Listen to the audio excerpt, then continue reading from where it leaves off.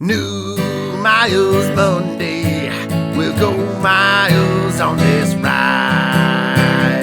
New Miles Monday, with some miles on the side.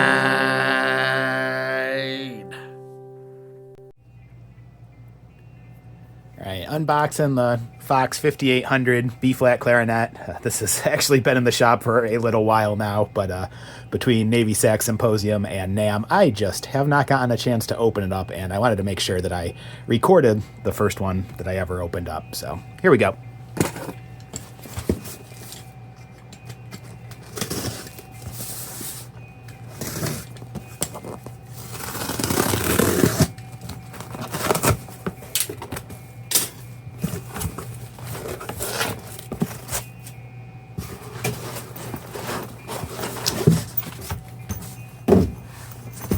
All right, Marcus Bona case, very nice.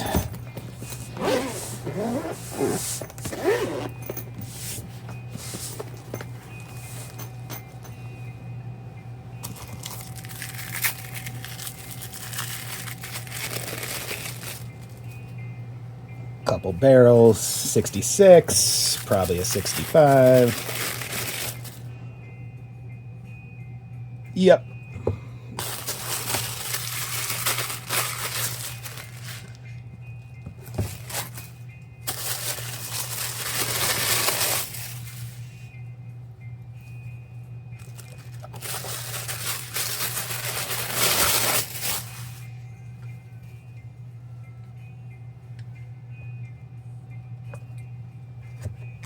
Okay, so there it is.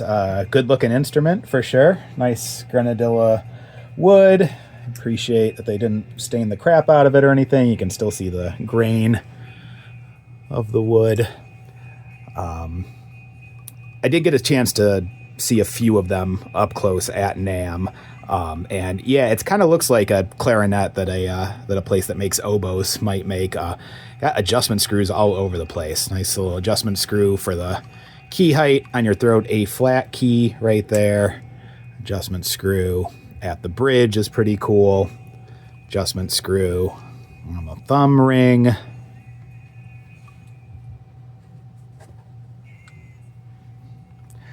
Adjustment screws under the crow's foot.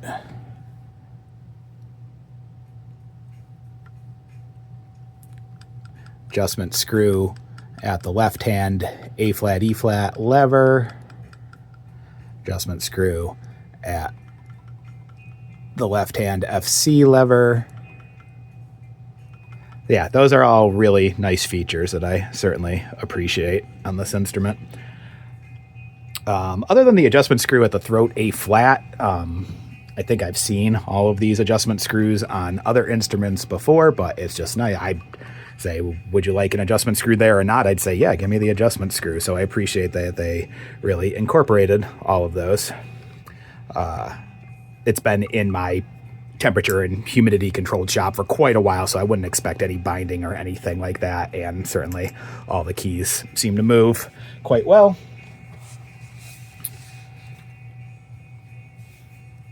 I'm going to go ahead and check it on the mag machine. Again, we are straight out of the box here.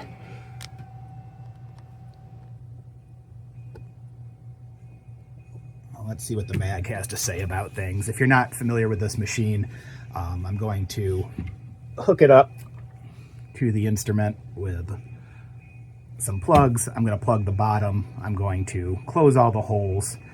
This needle is going to go down towards zero. The closer to zero, the better it seals. So the machine's on right now, but I haven't plugged the holes, so it's going to be open all the way to about a number 8. I'm just about to close all the holes here. Sweet. Love that. Yes. Down to about a 0.4 there, which is quite excellent. On a brand new instrument, I really like a 1.0 or less, and it's down well below that go, no-go mark, so that is sweet. Great job on that upper joint. They're oboes. don't do a ton of business with them, but I do stock a couple of their oboes, and the seal is always great, so I wasn't expecting it not to be great on their clarinet, but this just confirms it. I'm gonna plug up the lower joint here. And I'm about to close everything and see how that goes. Oh, I don't like that as much. So got everything closed here, but we are only at about a 5. That's an issue. That's not gonna be acceptable, and I'm gonna have to do some setup work on it before I move on with that. Let's see if we can find the issue here real quick.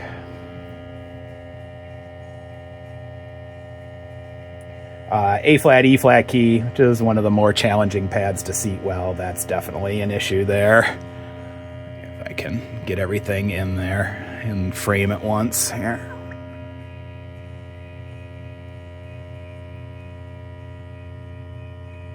So you can see when I just push down on A flat, E flat key right there, it goes down pretty far. We gained several points for that, so I'm gonna have to reseat that one.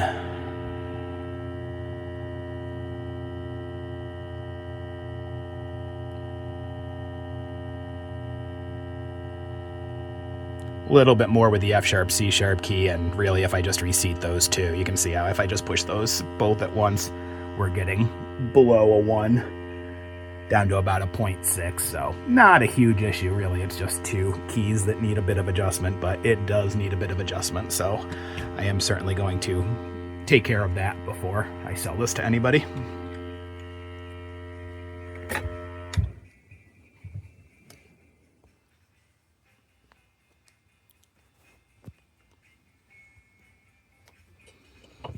Okay, let's check the fit and finish a little bit here.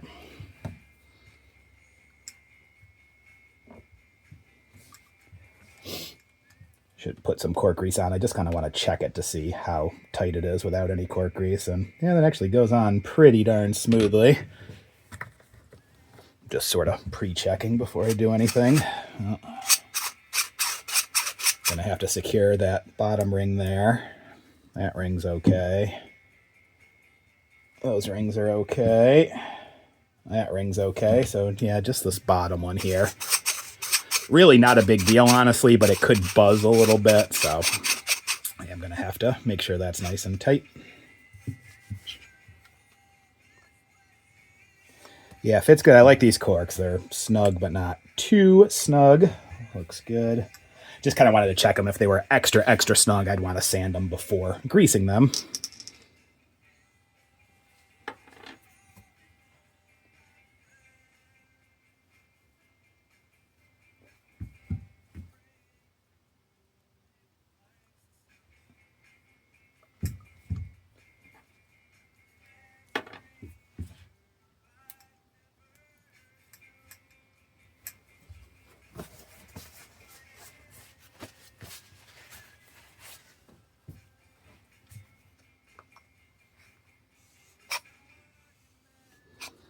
Yeah, absolutely no binding whatsoever at the shoulders of the tenons. That is very nice and appreciated.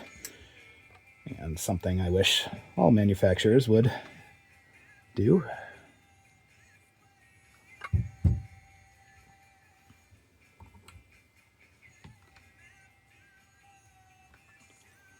That's good. No rock.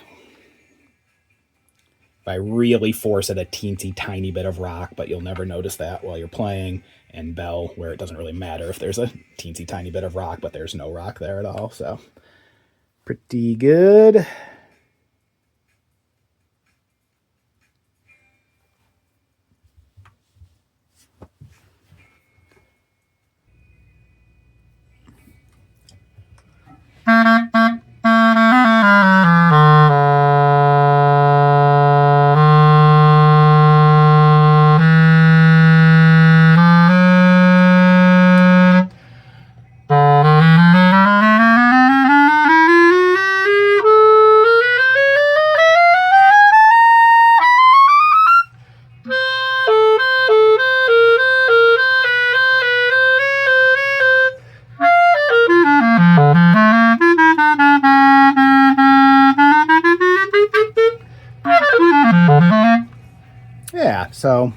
Yeah, pretty good. Yeah, and that's without making those adjustments on the lower joint yet. So I think it'll be really, really, really good after that. But yeah, I dig it straight out of the box.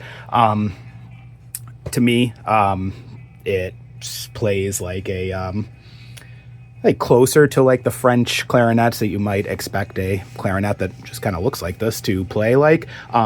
Definitely not exactly the same though. It's its own thing for sure. I appreciate the innovation on it. Certainly that it came pretty darn good out of the box. That's still way better than well over 90% of the clarinets that I see straight out of the box. Looking in a little bit closer at it, definitely looks like some really nice synthetic pads. I would say probably Valentino Masters pads is what it looks like, which is my go-to if I'm overhauling a clarinet. So that's pretty neat that they do that. I know they use those for some of the keys on the bassoons too, so it wouldn't surprise me if that's what they stuck with for clarinet pads. Beveled register pad, always appreciated right there. And synthetic pads all the way down until you get to the bottom four, and it looks like we got some white leather pads there too, which is fine by me. Certainly, I'm like, give me anything except for traditional skin pads. So I appreciate that they're using modern materials for it. Yeah, speaking of modern materials, it's nice. The keywork's nice and quiet. Looks like gray synthetic felt, looks like possibly Valentino Q2 felt or something very similar. Whatever it is, I do like the feel of it very much. But yeah, hey, that's it for now. I'm gonna make those adjustments on these two keys right here, get that lower joint sealing even better, and yeah, then we'll polish it up and it'll be ready for a new home. What'd you think? Got any questions? Let me know. Thanks. Okay, I made those adjustments on the lower joint. F sharp, C sharp key, that fell right into place. A flat, E flat fought me pretty much every step of the way. It took a little longer than I wanted it to, but I think we're pretty good now. And assuming nothing weird has happened in the minute since I finished making the adjustments, I think we're right about a 1.0 or so on here. Let's see, gonna close all the keys now. All right, and that, 0.9, even better than 1.0. So now that's acceptable to me on a brand new instrument.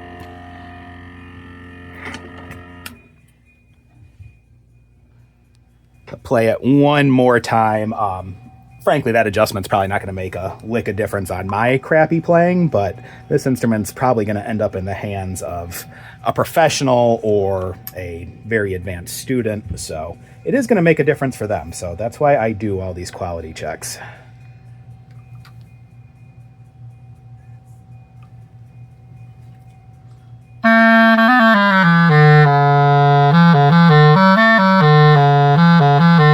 Yeah, lowest notes respond just a little bit better for me, even I can tell. So, you know, a real, actual, accomplished clarinet player will probably really be able to tell that improvement right there. So, yeah, I think this thing's ready to rock. I believe the price point's $4,195, right about what you'd expect a professional B-flat clarinet to run in 2026. But, yeah, I'm really happy with it.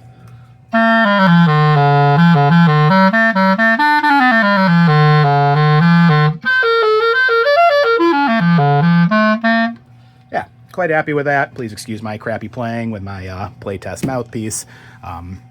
That's just kind of the routine that I did before. Was just the routine that I do on every instrument to check and make sure it's playing and responding well. And of course, using the green MagnaHelic machine is how I make sure that everything's sealing appropriately. So yeah, I think it's ready to go. If you're interested in checking this out, just let me know or stop into the shop and give it a test drive. Thanks for watching. New miles Monday, we'll go miles on this ride. New miles Monday, with some miles on the side.